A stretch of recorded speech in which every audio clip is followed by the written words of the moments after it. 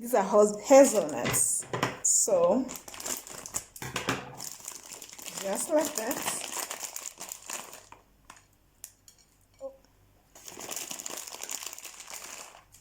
What is this called? Garnishing?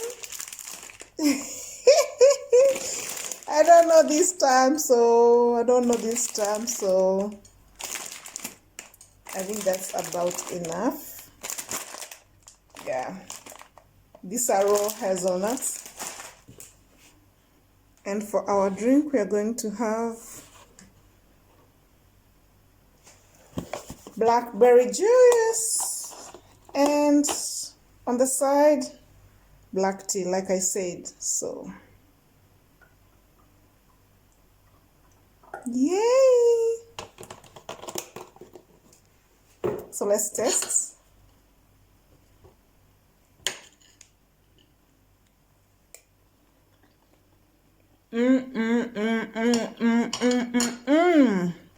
Bueno, bueno. Woo!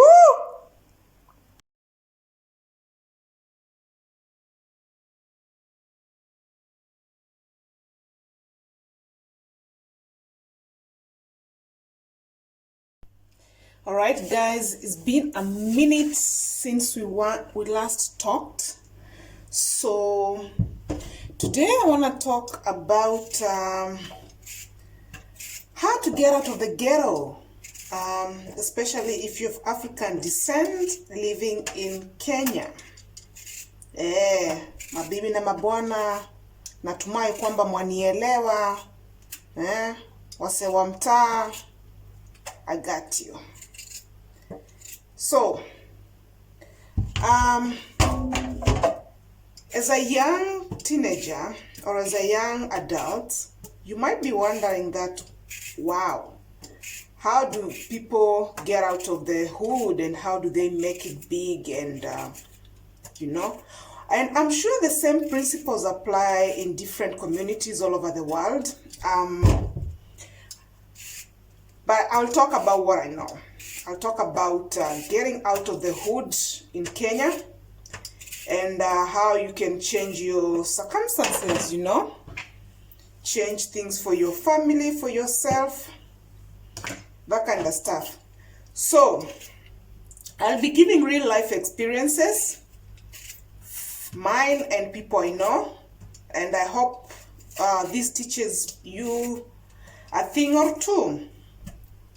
Okay, so number one, I always tell guys, education. If you're very good in education, focus. Focus in your education, study hard, and don't worry about school fee.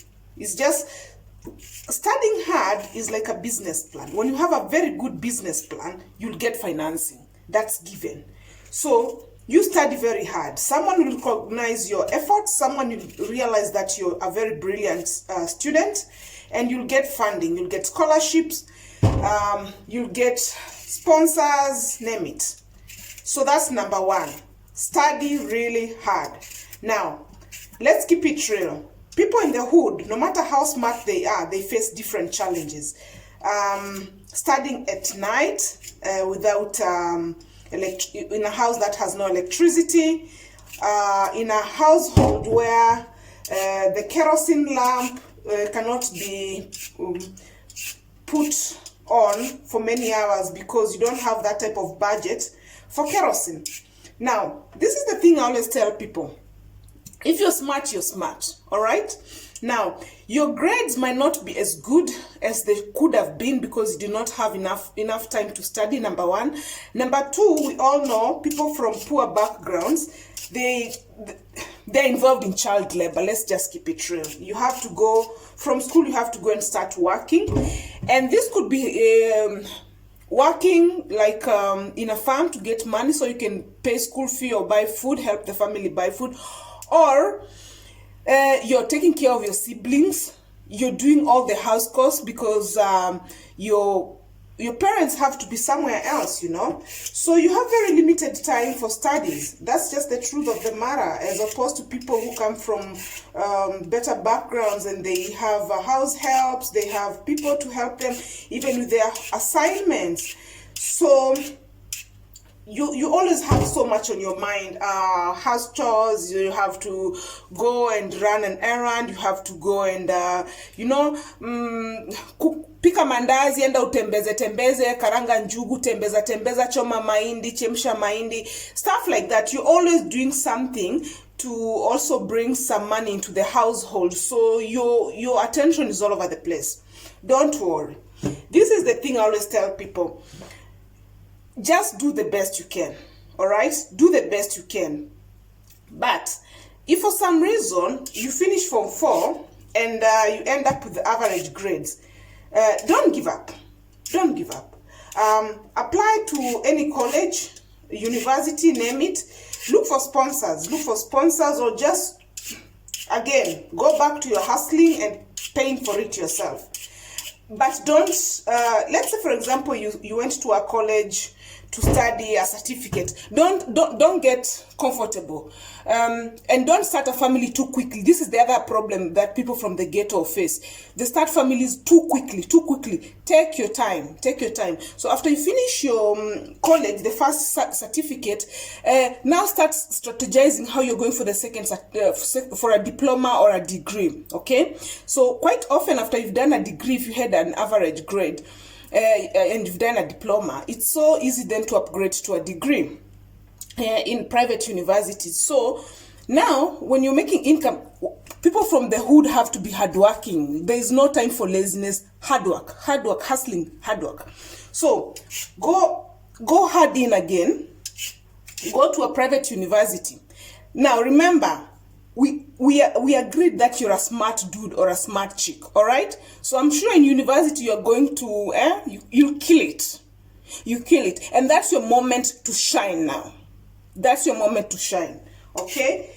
Go kill it, get good grades, and then now it's time to hustle now and get a job. Remember, people from the hood usually don't have godfathers. So let me tell you how you're going to break through into this menace, okay?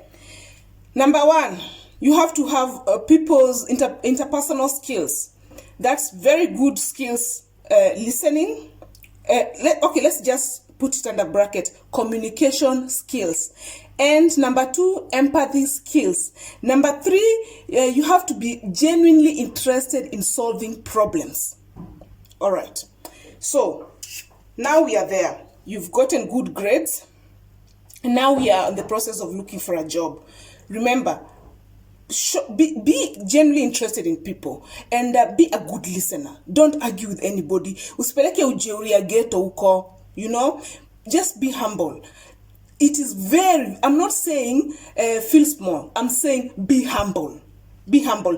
Being humble will help you start from a job that you are overqualified and just grow the ranks. Remember, you don't have a godfather, So start down there and grow up the ranks. Remember, never lose focus on your target. You know you're a manager, you have the grades, you have the skills and everything. Keep your eyes focused on that position. Anything opening, talk to people. Hey, what's happening? I don't see so and so anymore. Oh, they're on maternity duty. So who's filling in for them? And don't feel small. Approach your boss and tell them your qualifications. If sometimes you even the T girl, and the boss doesn't even know that you have a master's degree, go and tell the boss, boss, by the way, I cook tea here, but I have a master's degree. Can I chip in for this position? Can I apply for it? Things like that will really help you get far. Okay, so remember, interpersonal skills, very good communication skills, humility will go far. Of course, your prayer. Pray to God. You can never go wrong. Pray. All right. So now you get the job. You think the battle is over? You'll be challenged at work, my friend. You'll be challenged because you'll meet people who went to very nice schools from very wealthy backgrounds, and they'll try to show you that you don't belong there. Okay? So what do you do? What do you do? Because office politics is a different game altogether that nobody talks about. And especially if you're from the hood, your skills of solving problems is not what you need at work. Let's stay there. Let that sink. Let that sink. And then I'll elaborate. I want to make a stew out of this. And let me chop them up. And as that sinks, let me chop this. And then I'll tell you what's the next thing to do. And I just touched on education as one way of getting out of the hood. There are many other ways. Of course, I'm going to cover them as we cook together. All right, guys? So let me chop this and think about that. It is a commercial break. Hey, Alma with Powerful. It's not sponsored. Okay, guys. So my onions been cooking, and I'm done chopping my veggies. So we're saying now you've already gotten the job. So how do you keep the job in the office politics? Let me tell you, office politics is a school of its own. That is like a whole degree that you have to go and learn. And let nobody lie to you. In different cultures, you have to learn different things. And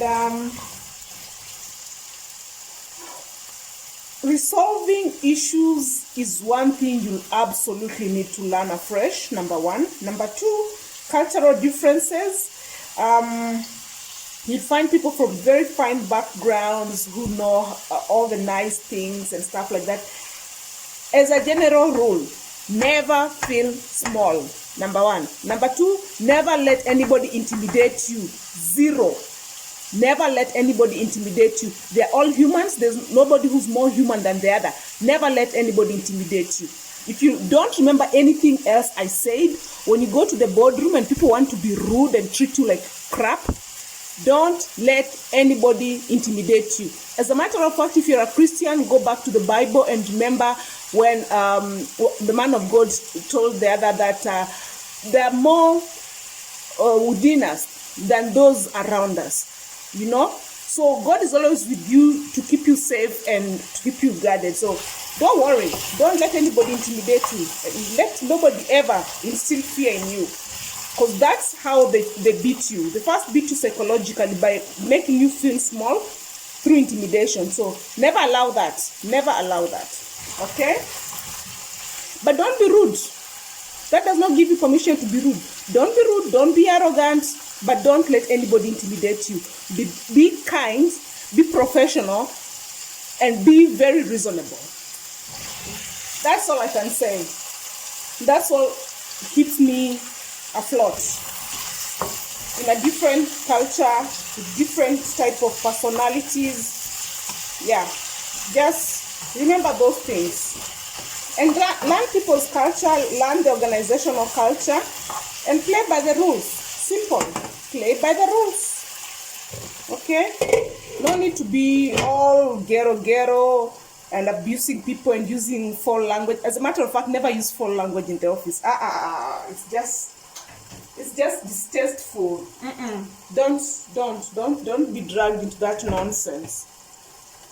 So I let that saute, and tomatoes will follow. Today I feel like using tomato puree for this recipe. If you're a Kenyan, you know I'm making mudokoi. So I've made mudokoi before. So that's why I'm not doing this like a recipe. This is more of a chit chat. All right, so we've spoken to the people who are good with education. So let's talk about people who are not very good with education. Today I'll cook magodogdanio, you know, sauce like that. Don't you worry about today's recipe. I'm just cooking magodogdanio. But this is how I cook, and it turns out them. So I don't have black pepper. It's almost like I think I got it, but I don't know where I kept it. And yeah, it's January, so it is what it is. It is what it is. Now let's get serious. So if you're not from the field of education, if you're not very good in education, I'll tell you what. If you have talent, if you are really talented, football, in sports especially, oh my God, especially if you're from the hood and you know education is not your path, my God, just talk to God. You need to discover your talent and discover it quick and build on it. I'll put some water. You need to discover your talent and build on it quickly. If it's sports, if it's what do you call it, art, like music, whatever. So this is what I've discovered in my adult life. The easiest way to get out of the ghetto: sports, education, art, or then you must be very good in something like a skill like making hair, and you have to be very good. Or basically pay attention to the things you like. If it's making food, if it's doing hair, if it's I don't know, man, fashion, and build on it and make sure whatever you do, you're the best. You are the best. And remember, it's a combo. It comes with you being very good with interpersonal skills, being patient, doing things the legal way. Don't try to go for shortcuts. Shortcuts will get you into trouble faster than anybody can tell you. Especially if you're from the hood. Oh my God. Mtu asikudanganye. Let nobody ever lie to you that you can use shortcuts to get across. You know? To across River Jordan using shortcuts. Hakuna. You'll get into trouble so fast, so fast. I'll give you stories on how little girls get into trouble in Dubai when they get with these Nigerians and they're given stuff to go. And Nigerians have nothing against you. You know I love you. All my Nigerian friends, you know I love you. But you know what I'm talking about. All right? So they are used to ship criminal items or, well, unlawful items, and they get caught. I know a girl who got caught when she was at the age of 22. She had just got a job in Emirates in Dubai. She got caught in the Emirates and she was given 20 years sentence. A 23-year-old girl. Niambie, what's left with her life? See, it's kaput. By the time she's coming out, she finds people TikTok. She's wondering, what's going on? It's not funny. So yeah. Master a skill, be very good at it, be very good with your customers, like be very good with your customers, and exercise patience. If nobody ever told you, patience will get you across. It's a process. It will take time. There's no shortcut. You're from the hood, go sis, pole kahora, you get there. All right. So those are some of the ways to get out of the hood. And then I want to challenge you. Anytime you hear that there are opportunities, there are scholarships, there are seminars, and you're free and you have money, you have bus fare to go there, please go. Let me tell you, when I was a very young lady, very young, when I was looking for ways to get out of the country, because I was done with Kenya. I looked around, I say I have no godfather and things are not working out for me. And back then things were really rough. And my young brain was telling me the only way to get out of this hot mess is get out of the country. And that's what I focused on. I cannot tell you how many offices I went for job interviews to get abroad. Those, what are they called? Those agents, those who take you abroad. I cannot tell you how many I went for. I went to, and I got scammed. I got scammed a couple of times. I got refunded also. And I eventually got a good agent, and I got out of the country the first time, and I went to a different part of the world. And the story for coming to Finland is a different story altogether, but it started there. It started there because coming to Finland, of course, you need to have money for school fee and stuff like that, and like upkeep, even if you're not, back then we were not paying school fee, but you needed to have at least 6,000 euros. That's like 650,000 Kenya shillings. Back then it was a lot of money. So I had to go somewhere, hustle, make moolah before coming to Finland. Okay? Tuko pamoja, you're with me? Good. Now, another thing, once you start getting your first paycheck, please don't show off. Guys from the hood, we know ourselves. We know how we roll. Small money, you buy a big phone. Unataka kutisha mtaa. No. Focus. Me, I was focused. I want to get abroad. And I want to live abroad. And even nitaumuka. And I decided that's the only way. And I focused on that. Let me give you guys a small story. And I just remember the other day, I had actually forgotten about it. When I was looking for opportunities to go abroad, someone told me, actually not someone told me, it was in the newspaper. It was in the newspaper that the scholarships being given by the Ministry of Education. So I went. I went to go and see what's up. So I found that. So this is my mudokoi, which is frozen. It was in the freezer. I don't know if you guys do that, like you boil a lot of maize and then, or whatever cereals, and then you freeze part of it you use it, and blah blah blah blah. But that's how I roll anyway. So that will defrost there slowly. So there was an advertisement in the newspaper, those two small captions that are in daily in each one in readers. No. Why I say reader digest, I digress. Daily Nation, those small digest advertisement. Bruh, someone help me. What are they called? I can't remember. Anywho, there was an advertisement in the newspaper that the Ministry of Education was giving scholarships for people to go and study medicine in China. So let me tell you guys, me, I've always been those go-getters, So I went to the Ministry of Education. I said, hey, I'm here to apply for those scholarships that I hear that you're giving young adults to go and study medicine in China. So they told me there's only one, what do they call it? No, that fancy word has escaped my mind.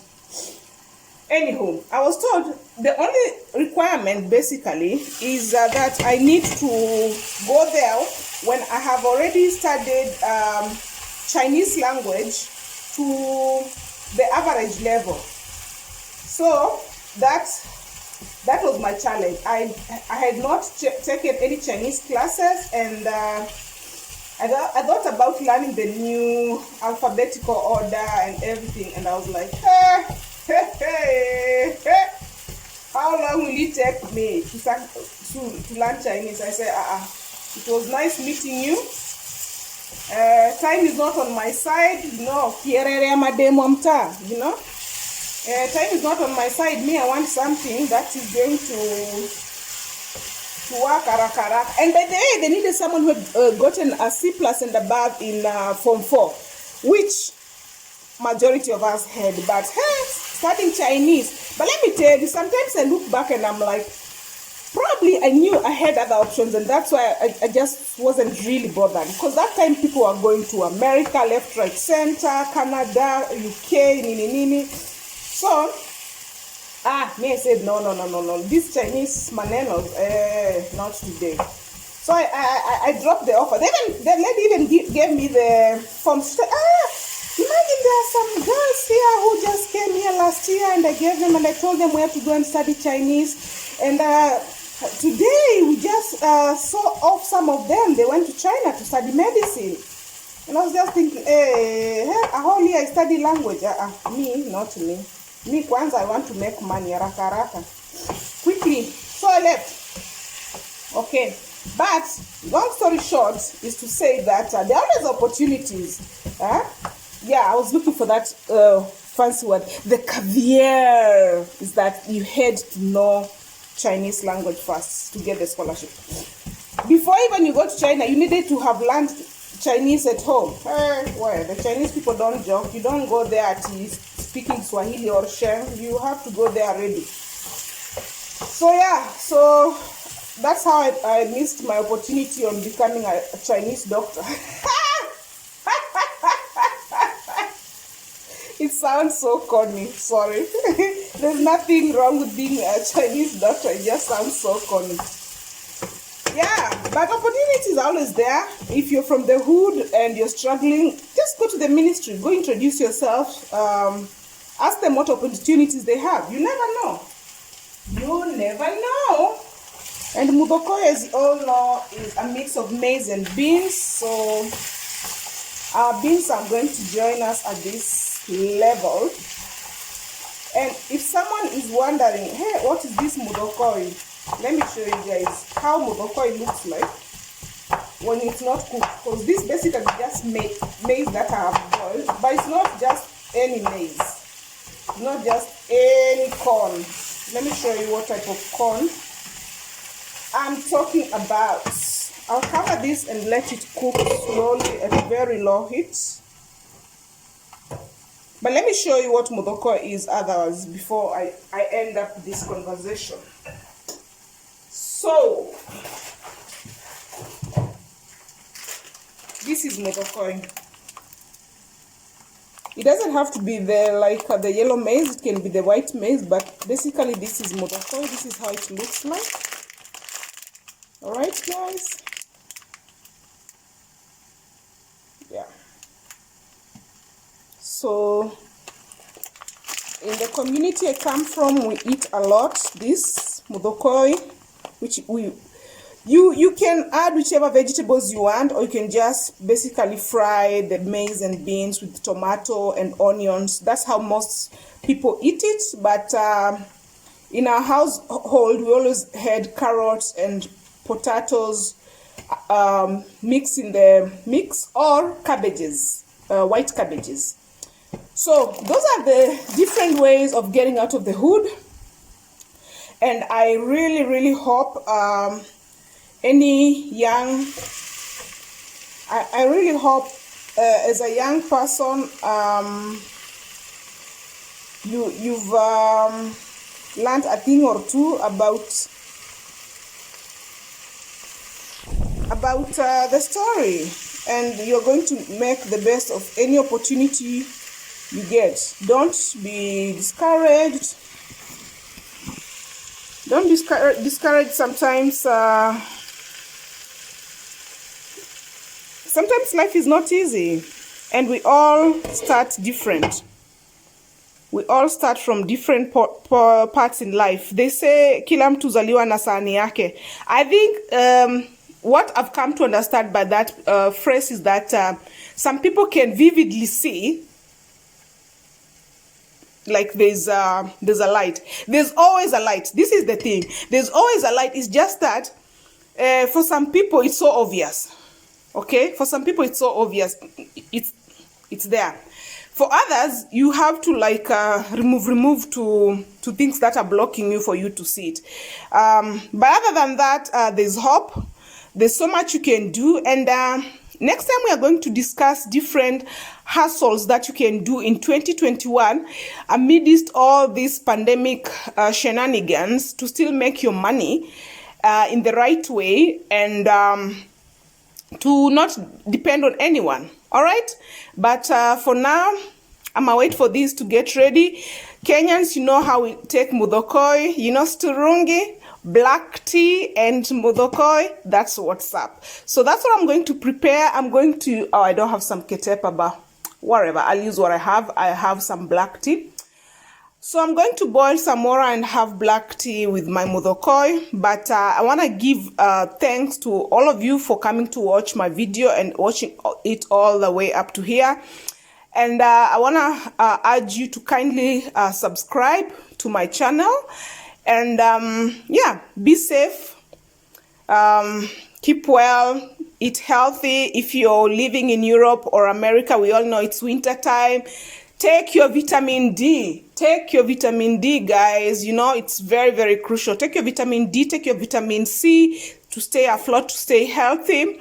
Especially if you're melanin, you really need the vitamin D. So I recommend 50 to 100 micrograms. I'm not a doctor by any way, but I know that's how you're supposed to go about it.